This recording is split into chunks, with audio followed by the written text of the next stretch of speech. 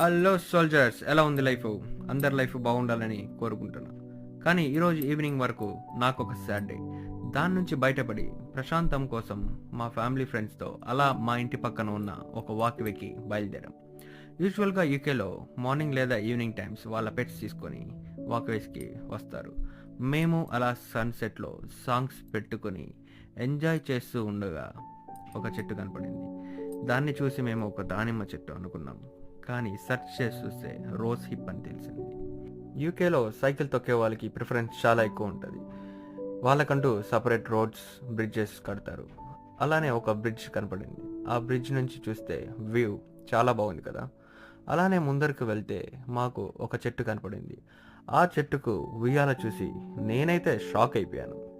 ఎందుకంటే ఇక్కడ కూడా ఉయ్యాల కడతారా అనిపించింది. ఇది జస్ట్ పార్ట్ 1 మాత్రమే. పార్ట్ 2 కోసం వెయిట్ చేయండి. సబ్స్క్రైబ్. ఇదే